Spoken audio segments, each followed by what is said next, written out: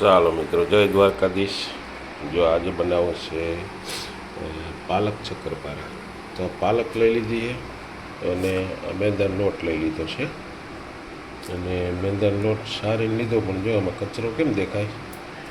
અને પાલક પહેલાં આપણે થોડીક બાફી નાખીશું, એના માટે જો પાણી મૂકી દીધું છે। એટલે પાણી મૂકી અને 10-15 મિનિટમાં બફાઈ જાય। બફાઈ જાય પછી એની ગ્રેવી કરી નાખીશું। ગ્રેવી કરી અને પછી એમાં મેંદાનો લોટ બાંધીશું, એના બનાવશું આપણે શક્કરપારા। જો હવે પાલક આપણે બફાઈ ગઈ છે અને લોટ તૈયાર કરી લીધો છે। હવે એને આપણે ગ્રેવી કરી નાખીએ। ગ્રેવી કરવા માટે મિક્સર લઈ લો, પછી એની ગ્રેવી કરી નાખીએ।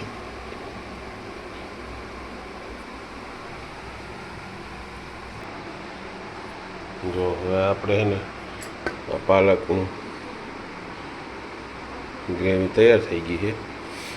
હવે એને આપણે લોટ બાંધવામાં નાખવાની એડ કરશું। અત્યારે તો તૈયાર કરીને રાખીએ, હવે અમે લોટ બાંધવામાં એડ કરીએ। હાલો, જો અમારા મેડમ બેસી ગઈ લોટ બાંધવા।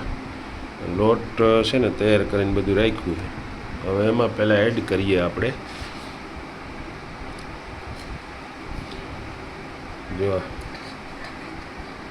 જો આ પાલકની ગ્રેવી હતી,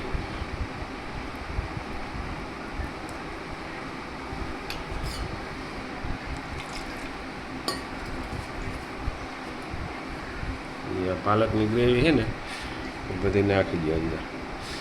આ પાલક શક્કરપારા મસાલો બસાલો નાખીને બનાવશું ને એકદમ, તમે પણ આવો બનાવજો અને વિડીયો પૂરો જોજો એટલે તમને ખ્યાલ આવે કે કઈ રીતે બને એમ।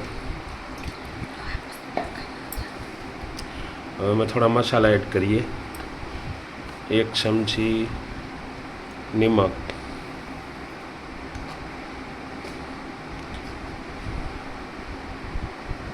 પછી 1 ચમચી ધાણા જીરું,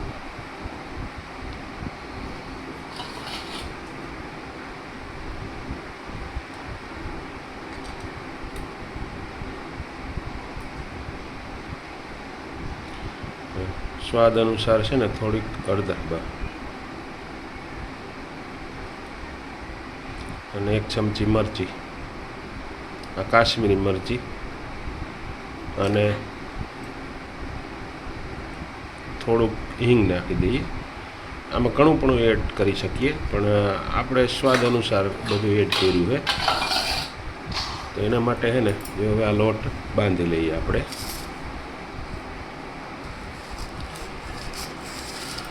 જો આપણે લોટ બંધાય છે, જો આ રીતે લોટ બાંધી લેવાનો।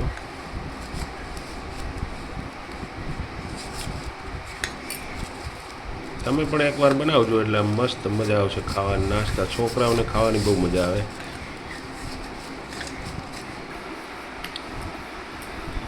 જો શક્કરપારા માટે આપણે પૂરી વણાય છે, એટલે આમ તો રોટલી કહેવાય, પૂરી ન કહેવાય।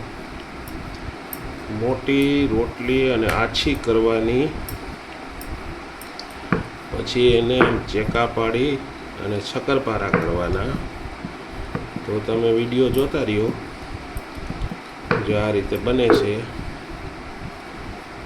અને અમારા વિડીયો પૂરા જોજો તો તમને બધો ખ્યાલ આવશે કે આઈટમ કઈ રીતે બને છે। ખૂબ ખૂબ તમારો આભાર કહેવાય। અમારા વિડીયો જોવો, લાઈક કરો, શેર કરો, સબસ્ક્રાઈબ કરો।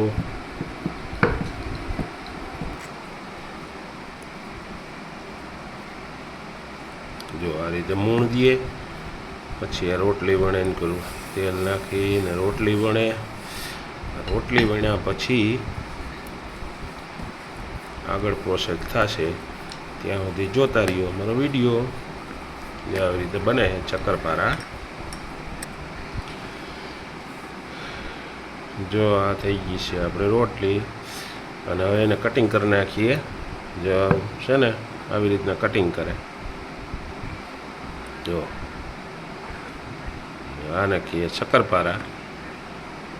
હવે એને તેલમાં આપણે એડ કરશું। થોડીક વાર પહેલાં થોડાક વણી લઈએ, પછી એડ કરશું. જુઓ, આમ તો આમ ચા સાથે ખાવાની બહુ મજા આવે, અને તમે પણ બનાવીને ખાજો. વિડીયો ગમે તો લાઈક શેર કરો.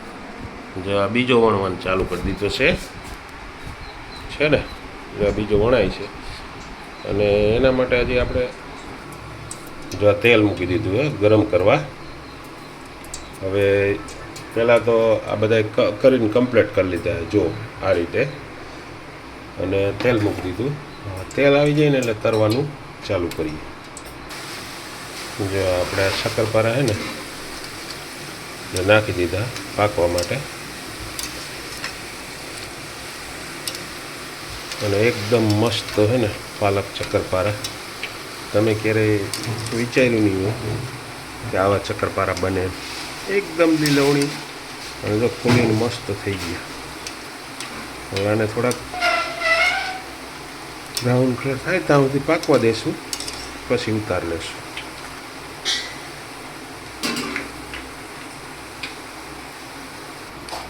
જો આ હે ને એકદમ આમ થોડાક બ્રાઉન કલર થાય ને ત્યાં સુધી એને જરીક પાકવા દઈએ. પાકે ને પછી કાઢીએ છીએ મસ્ત આમ એકદમ છે ને,